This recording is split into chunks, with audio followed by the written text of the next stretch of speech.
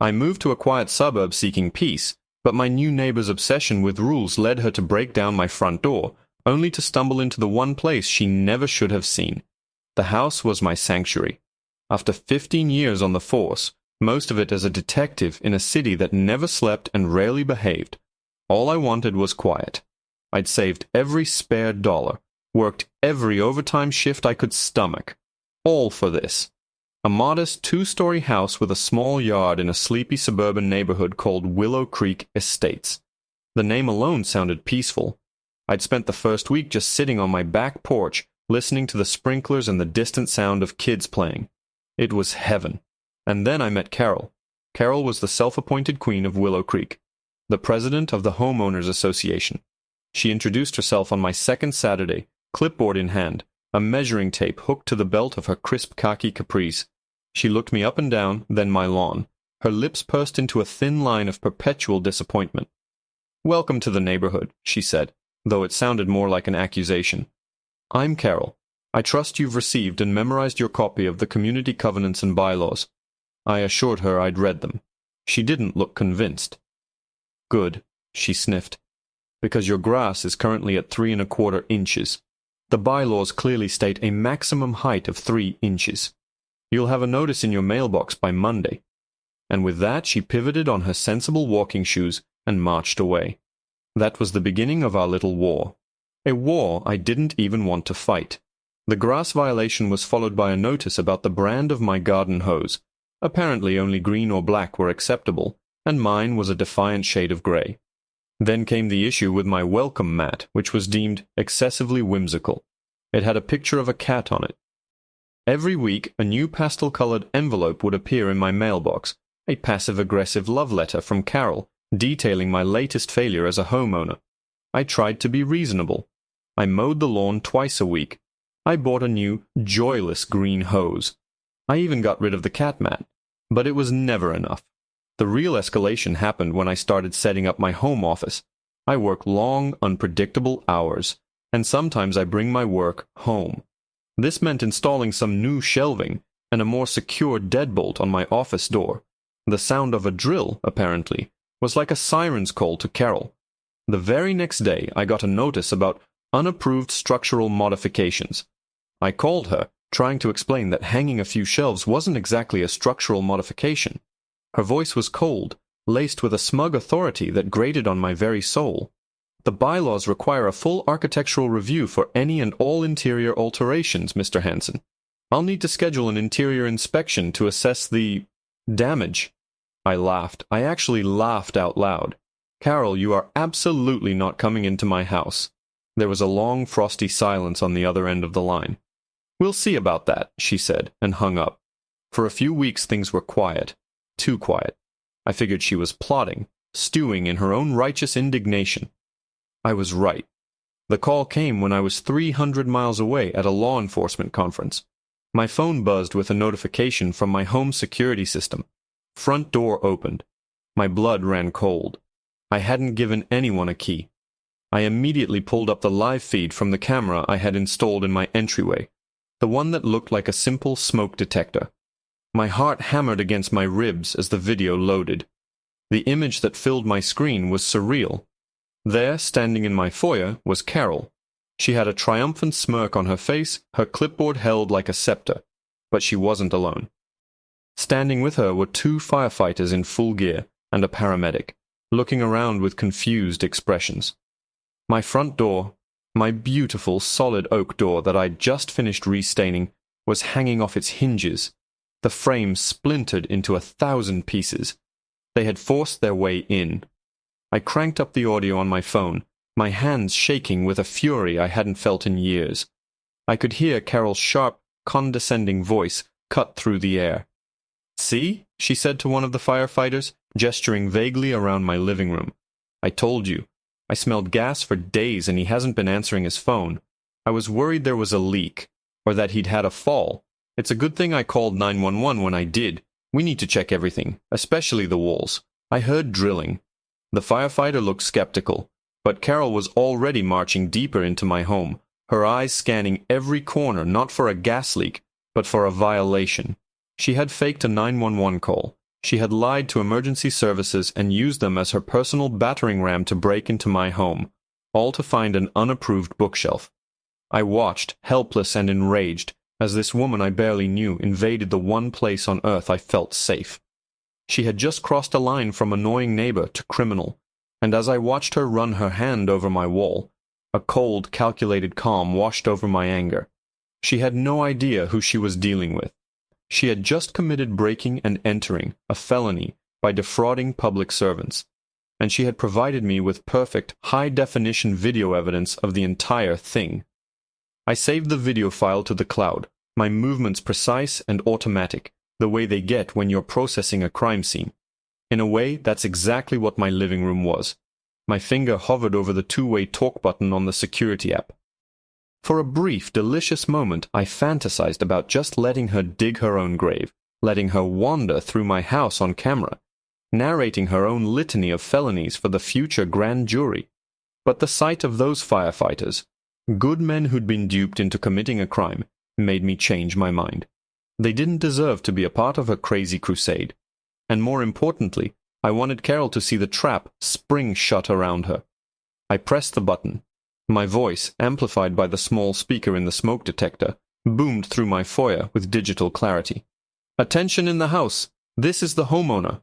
Every head snapped up towards the ceiling. The firefighters froze, their faces a mixture of confusion and alarm. Carol looked like a startled meerkat, her head whipping around, searching for the source of the sound. "Who's there?" she demanded, her voice trembling slightly. "I am the owner of this property," I said, my tone as flat and cold as a morgue slab. "I am 300 miles away, watching you on a live security feed. There is no gas leak. There is no emergency. You," I directed my voice at Carol, "have fabricated a 911 call." One of the firefighters, a captain by the look of his helmet, took a step back, his eyes wide. He looked from the ceiling to Carol, a dawning horror on his face. "Ma'am, is this true?" Carol's face flushed a blotchy, furious red. Her panic was quickly being replaced by her usual brand of righteous indignation. "Of course not. This is a trick. He's probably got some sort of remote system. I am the president of the Homeowners Association. I have a fiduciary duty to ensure the safety of this community. I smelled gas." "You smelled an opportunity," I corrected her, my voice dropping lower. "Captain, I'm formally advising you and your men that you have been used to perpetrate a felony. You have illegally entered my home under false pretenses. I want you to escort this woman out of my house immediately." The captain didn't hesitate. He gestured to his men. "All right, let's go. We're clear here." He turned to Carol, his voice now stripped of any courtesy. "Ma'am, we're leaving. You need to come with us." "I'm not going anywhere," Carol shrieked, planting her feet. "He's been performing unapproved construction. I have the right to be here to document the violations." The absurdity of her statement hung in the air. She was admitting her true motive, right in front of the emergency responders she had lied to. The paramedic, who had been quiet until now, just shook his head in disbelief. This was it, the moment of truth.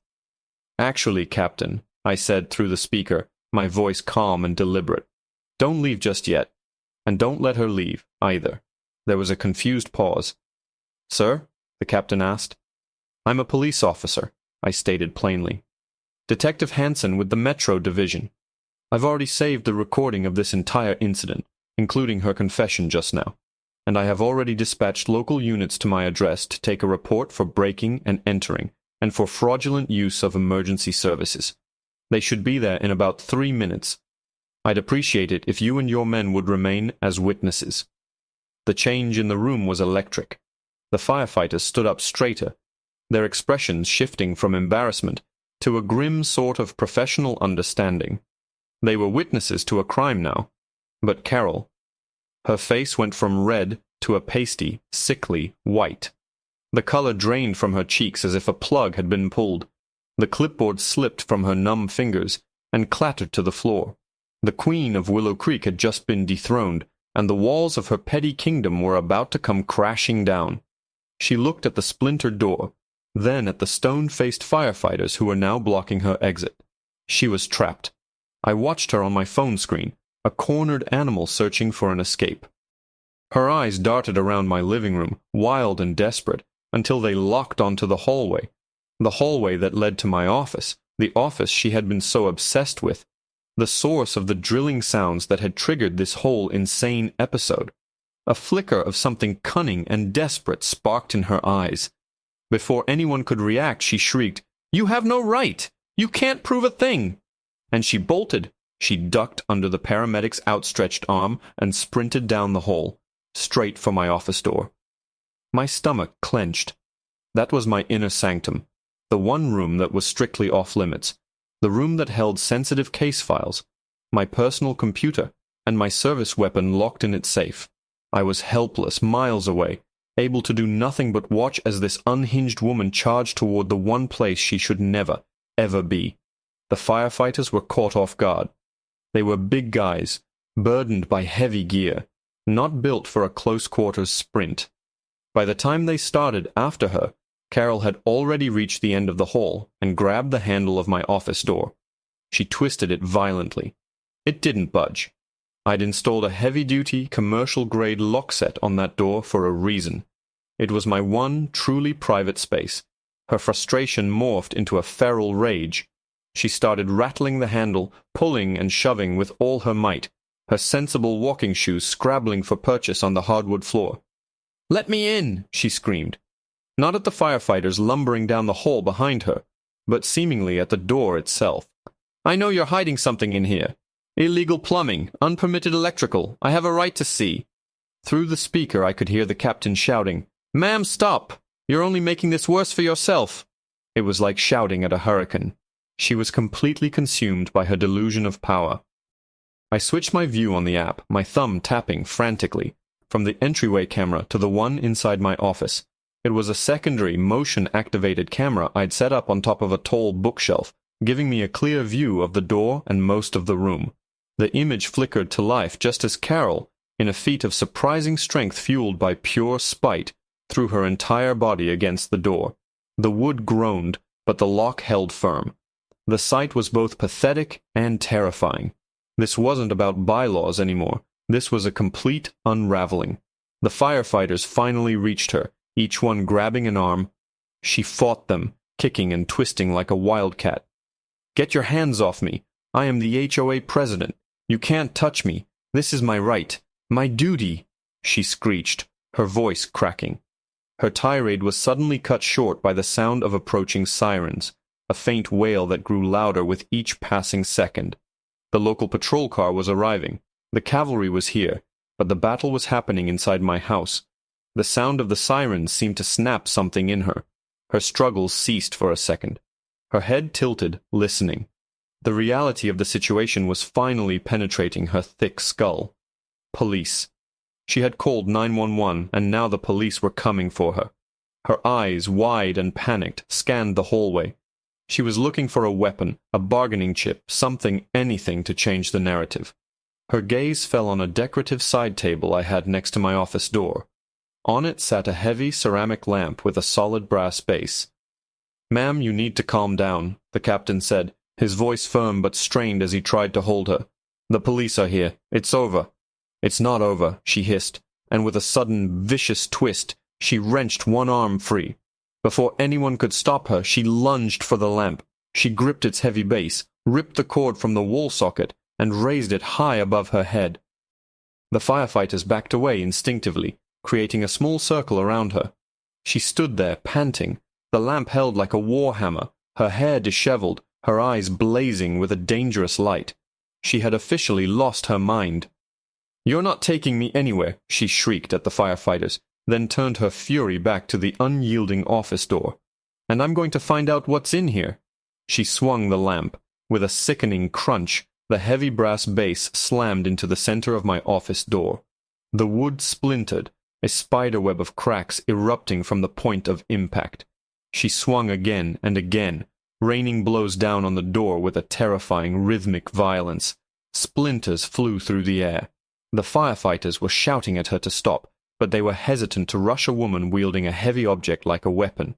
They were trained for fires, not hostage standoffs with deranged HOA presidents. I watched on my phone, my knuckles white, my entire body rigid with a feeling of profound violation. This was no longer just breaking and entering. This was destruction of property, assault on a firefighter if she swung that thing at one of them. This woman was destroying my sanctuary, piece by piece. The wail of the sirens was deafening now, culminating in a screech of tires right outside my house. I could hear car doors slamming, followed by heavy, running footsteps on my front porch. Through the entryway camera, I saw 2 uniformed officers burst through the broken doorway, their hands on their service weapons. "Police! Drop it! Drop it now!" one of them yelled. The sight of armed officers in my foyer finally got through to Carol. She froze mid-swing, the lamp held aloft, her chest heaving. She slowly turned to face them, her expression a chaotic mix of fear, defiance, and utter disbelief. The game was up. She was surrounded, out of options, cornered in a stranger's hallway with a weapon in her hand. It was over. But as she stood there, paralyzed in the standoff, her wild eyes darted one last time to the damaged office door, her gaze fixed on the hole she had just created. It was a jagged, fist-sized opening, right at eye level. Her lips curled into a strange, triumphant smile. She might be going down, but she was going to get what she came for. Ignoring the officer's commands, she leaned forward and pressed her eye to the hole she had just bashed into my door, peering into the one room she was never meant to see. A sudden, sharp gasp escaped her lips, and all the color drained from her face for the second time. The defiant smirk vanished, replaced by an expression of pure, unadulterated shock and terror. The room fell silent save for Carol's ragged breathing and the crackle of the officers' radios. Her eye was still pressed to the jagged hole in the door, her body frozen solid. The officers, seeing her focus shift, took a cautious step forward. "Ma'am, I'm not going to tell you again. Drop the lamp," the lead officer commanded, his voice leaving no room for argument. Slowly, as if in a trance, Carol lowered the lamp. It didn't so much drop as slip from her nerveless fingers, thudding heavily onto the hardwood floor. Her hand came up to cover her mouth, her knuckles white. She stumbled backward, away from the door, her eyes wide with a horror that was completely different from her previous rage. She looked like she'd just seen a ghost. "What did you see, ma'am?" the second officer asked, holstering his weapon as his partner moved in to cuff her. Carol didn't answer. She just shook her head, a low, guttural moan escaping her throat.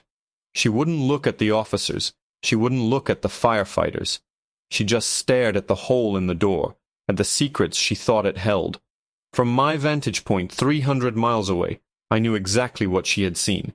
My home office wasn't filled with illegal construction or unpermitted wiring. The first thing you see when you look through that door from the hallway is the large corkboard that covers the entire back wall. It's my evidence board. It was currently covered, edge to edge, with crime scene photos from my last major case, a particularly brutal series of home invasions. Pinned to the board were graphic, high-resolution images of shattered windows, ransacked rooms, and chalk outlines. Dominating the center was a large, blown-up satellite map of the city, crisscrossed with red yarn connecting the locations of the attacks. It was a terrifying, chaotic mural of violence, and Carol had just peered through a peephole straight into the heart of it. To her unhinged, conspiracy-addled mind, this wasn't an evidence board. She hadn't seen a cop's office. She'd seen a predator's lair. The drilling she'd heard wasn't me putting up shelves. In her mind, it was me building a dungeon. The new lock wasn't for security. It was to keep people in. She thought she'd uncovered the neighborhood monster, and in a way she had, just not the kind she was expecting. She'd found the person who hunted them. As the officer read Carol her Miranda rights, her head was still shaking back and forth in silent, horrified denial. The fight was gone, replaced by a chilling stillness. The Queen of Willow Creek was utterly broken, not by the handcuffs or the threat of jail time, but by a single glimpse into the reality of my life, a world so far removed from grass height and whimsical doormats that her brain simply couldn't process it. The fallout was swift and spectacular. I flew home the next morning to a neighborhood buzzing with the story. My splintered front door was a local landmark. The fire captain and the patrol officers gave damningly accurate statements. My security footage was the star witness, a perfect, unimpeachable record of Carol's entire meltdown. Her lawyer tried to argue for diminished capacity, that her civic-mindedness had morphed into an obsession, but the judge wasn't having it. The faked 911 call was the nail in her coffin. You don't get to waste emergency resources like that and walk away with a slap on the wrist. Carol was convicted of breaking and entering, felony destruction of property, and the most serious charge, fraudulently reporting an emergency. She was stripped of her position as HOA president, sentenced to 5 years of probation, ordered to pay for the full cost of repairing my door and my office, and mandated to complete 200 hours of community service. The irony of her spending her weekends picking up trash on the highway instead of measuring lawns was not lost on anyone. A restraining order also meant she couldn't come within 500 feet of me or my property. Shortly after the sentencing, a for sale sign went up on her immaculate, perfectly compliant lawn. The HOA was in disarray. No one wanted the job of president after what happened. The remaining board members, humbled and horrified, voted to dissolve half of the more ridiculous bylaws, including the ones about Jose colors and doormat whimsy. I received a formal, groveling letter of apology and a check for my insurance deductible. In a strange way, Carol's reign of terror had resulted in the very peace and quiet I had moved here to find. Sometimes when I'm sitting on my back porch, I think about that day. I think about the insane fury in Carol's eyes as she wielded that lamp, and the profound, soul-shattering shock that replaced it. She set out to find a monster that day, a rule-breaker who needed to be brought to heel. And she found one.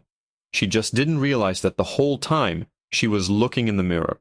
My house is my sanctuary again. The door is stronger than ever, and the neighborhood is finally, blessedly, quiet.